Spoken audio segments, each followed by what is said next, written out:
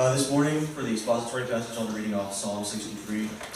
Really, the circumstance for this psalm is David is kind of, just like all the other psalms, grieving to God, kind of pleading.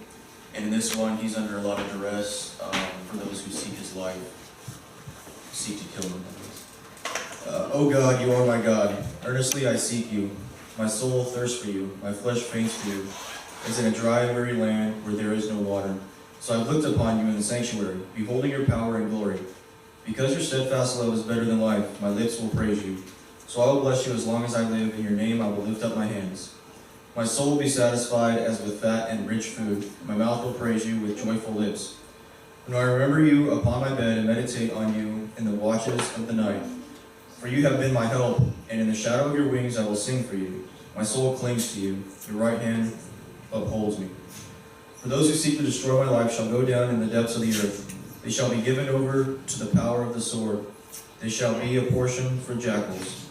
But the king shall rejoice in God. All who swear by him shall exult, for the mouths of liars will be stopped.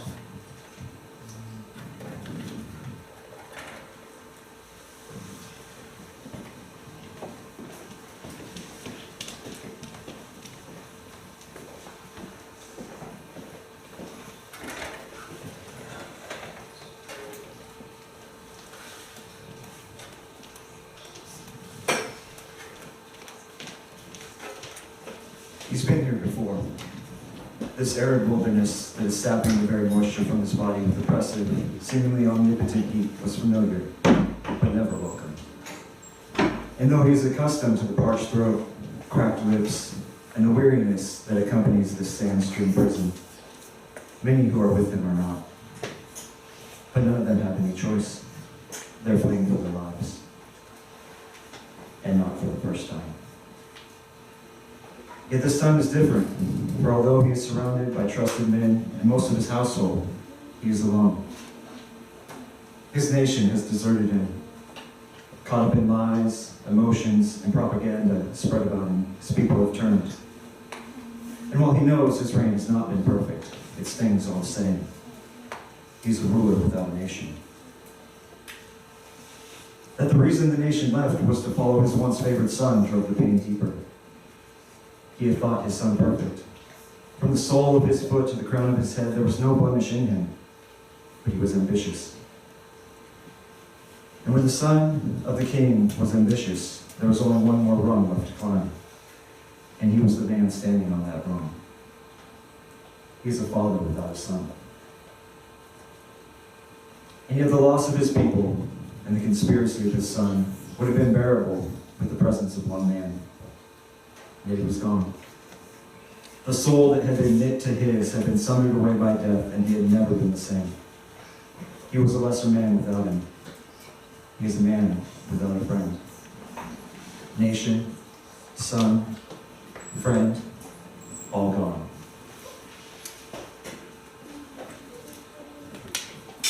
He is weary of fleeing death. Maybe he should just stop.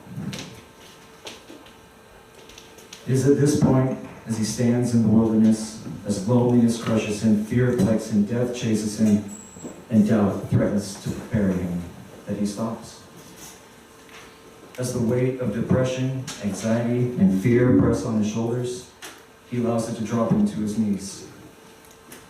And it's there, on his knees, that he begins to sing. Oh God, you're my God, I seek you. Oh, my soul, it longs for you. My flesh faints for you in this land, this dry land where there is no drink. I look upon you in this place, beholding your glory and power, Lord, because your love is better than life is, and I will praise you as long as I'm alive, and I'll lift up hands in your your name. Oh, my soul will be satisfied. You are my help in the shadow of your wings. I'll sing for joy. You are my help in the shadow of your wings. I'll sing, I'll sing,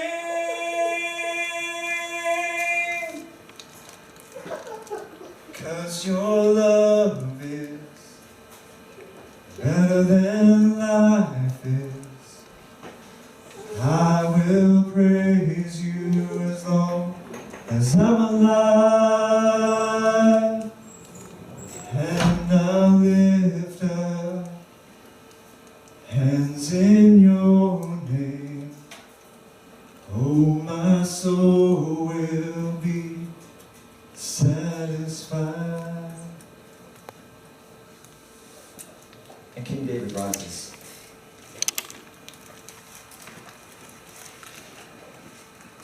He gets up from his knees, he dusts himself off, and goes forth. He stands under the wings of our God and is strong again. You see, when David is low, he creates. He creates to honor and glorify the Creator. Good morning, church. Good morning, Jared. Glad I got that song out of the way. I was nervous.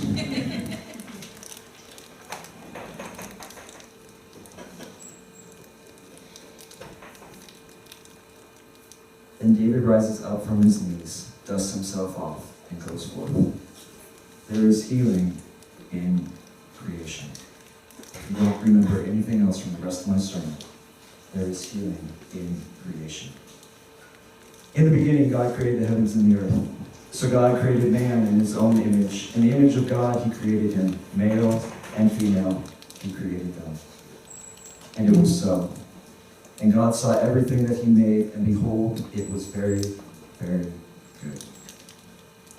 We are fearfully and wonderfully made. And just like the Creator, the creation longs to create and participate in creation. As I was going through all this and I was studying and learning and talking about it, I know I probably shared with you guys a bunch how much I enjoy spending time in creation. Genesis 3:8 says, "And they, Adam and Eve, heard the sound of the Lord God walking in the garden in the cool of the day." God enjoyed spending time in his creation. He enjoyed spending time in the garden. David, like all of us, is made in his image. And it is in participation with this image when David sees and uses his holiness to create that David finds healing. You see, David doesn't write psalms because he's on a deadline. You know, above all the psalms it says, notes for choir director. He's not writing, 3 psalms for the end of the week for the choir director, that way he gets paid or whatever. That's not why David writes psalms. David writes and sings and creates and participates in creation to find healing, to deal with his emotions, to settle himself and to find peace, to express himself. And is in this expression of emotion, through creation, designed to honor and glorify the Creator. It's important to remember that part too, that David finds healing. And you see this in the depth and width of human emotion in the Psalms of David. Psalm 63, the one that we had in our reading. "Because thy steadfast love is better than life, my lips will praise thee, so I will bless thee as long as I live." This is no idle boast. David is literally fleeing again for his life. He has brought his family with him, his household with him. He's got a couple guys that he trusts. And he took off. And he is hours ahead of these pursuers. This is not, they are in Spain and I have all the time in the world to gather up all my possessions and get together and we'll pack this. And don't forget the bread and don't forget the this. And no, David is coming home. He has found out about this conspiracy against him that Absalom, his son, who's the son in the story, he is fleeing for his life in this. And he is running. Absalom sends 12,000 men after him. This is not an idle boast. So I will bless thee as long as I live. That might be 6 hours. That might be the rest of the day. That might be the night after next. You don't know, and neither does David. But David has decided that he will praise God as long as he lives. You're all familiar with Psalm 23. Even though I walk through the valley of the shadow of death, I fear no evil, for thou art with me. There are those in this room that have literally walked through the shadow of death. And there are those of us who have walked metaphorically through the shadow of death. David expresses these feelings in the Psalms to get them out. He creates for healing. Psalms 10. Why do you stand so far off, O Lord, and hide yourselves in time of trouble? Rise up, O Lord. Lift up your hand, O God. Do not forget the afflicted. Why should the wicked revile God? Why should they say in their heart, you do not care? Surely you behold trouble and misery. You see it and take it into your hand. There is anger. If David was writing on scrolls, he was writing on scrolls. This, I feel, is like chiseled into rock. David is angry at God at the lack of help that God seems to be giving. That God will help those. He goes on to talk about how he takes them up like orphans and loves them and takes care of them.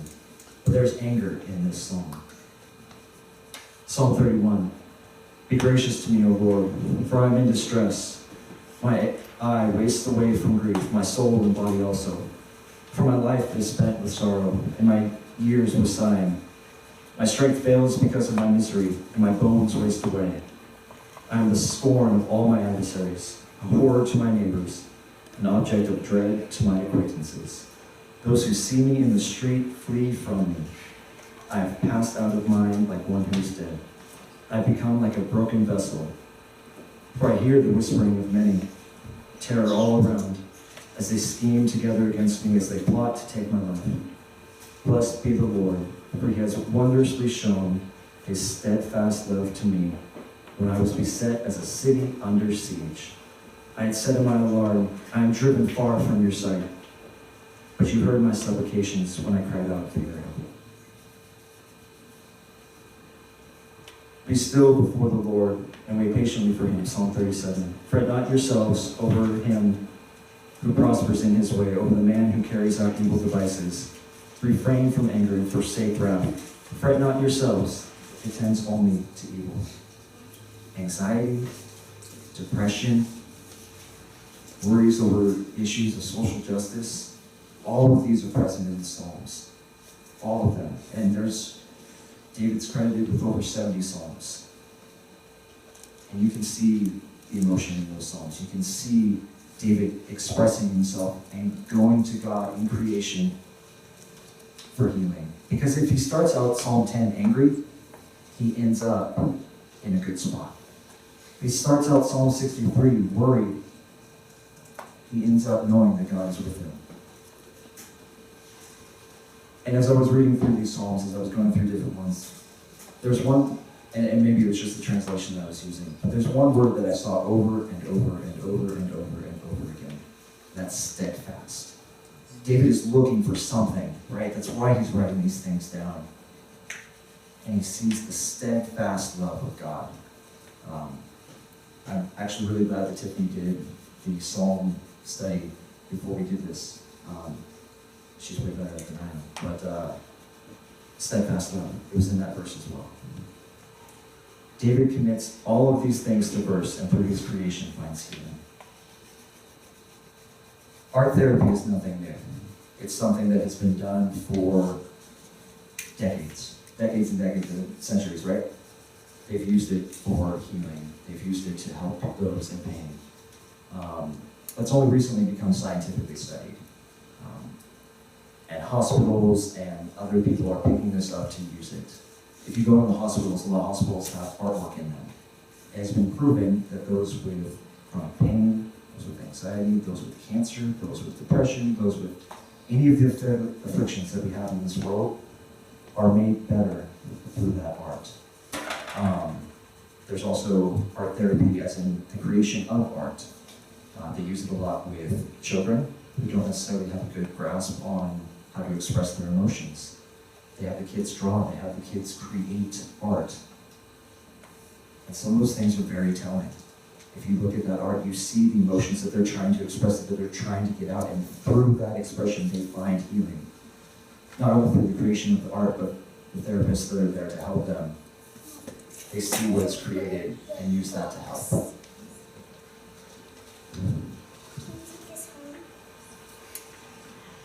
And we have countless other examples of how art therapy works. It has improved healing in patients, it has improved morale, and for those of you who have known anybody with chronic pain or lifelong illnesses, a positive energy, a positive mindset is very helpful in battling. My grandfather lived to the age of 73, 76, somewhere in there. And I'm convinced he was just too stubborn for cancer to kill him. He should have died about 55. He passed away after my mom died. He was too stubborn to let cancer get him. And it's because of that positive mental attitude that he had. So with all of these examples on how creation works for healing, we didn't need to look any further than Samuel and the original reason that David was called to Saul. And Saul's servant said to him, "Behold now, an evil spirit from God is tormenting you. Let our Lord now command your servants who are before you to seek out a man who is skillful in playing the lyre. And when the evil spirit from God is upon you, he will play it, and you will be well." And whenever the evil spirit from God was upon Saul, David took the lyre and played it with his hand. So Saul was refreshed and was well, and the evil spirit departed from him. So what? So what, Jared? I need to leave my job and become a starving artist and create so that I can have healing? No. I need to be an expert artist in order to create beautiful art that God finds pleasing. In that way, I'll find healing. No.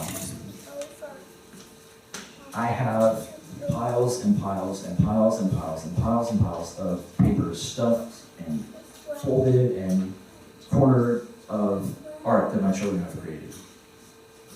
It's everywhere. It's a disaster, but it's everywhere. It doesn't have to be good art. Okay? You don't have to be able to sell it in the loop, to a museum in order to do this. You don't have to have a great singing voice in order to create songs. You don't have to be able to write poetry to be a creator. You don't have to be an artist. You just have to create or spend time in creation. Because in that creation is healing.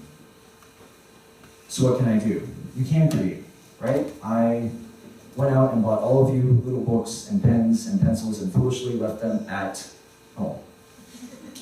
But I bought those so that you could write, so that you could put down ideas.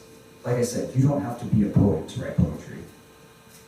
And I didn't get you books in order to write poetry. Bill, are you going to go write poetry if I give you a book and a pen and a pencil? No, I didn't think so. Are you going to continue woodworking? Are you going to spend time in your garden? Do you have ideas that you probably have to build stuff in your garden in order to create? Yeah. Caleb, are you still going to sing? Yeah?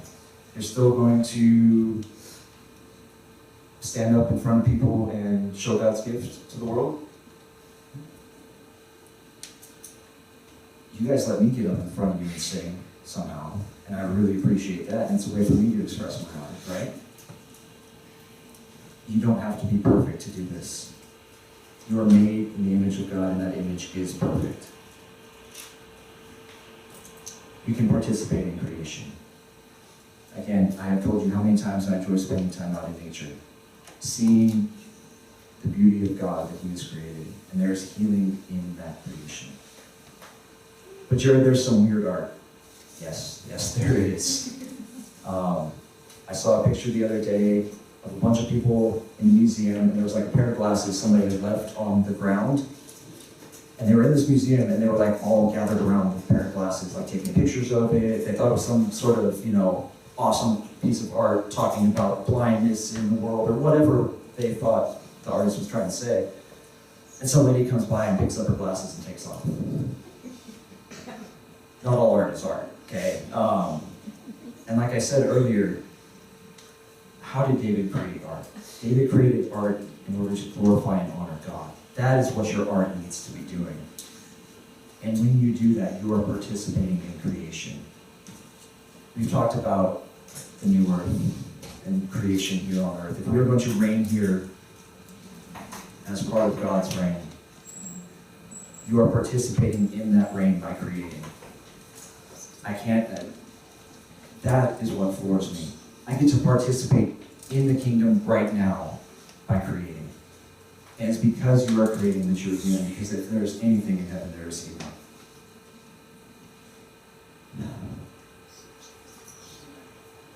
I want you guys to create. I don't care how. I want to know how. I really do. But I don't care how you do it. God doesn't care how you create. He wants you, the image of God is in you. He wants you to create and participate in his creation. So do that.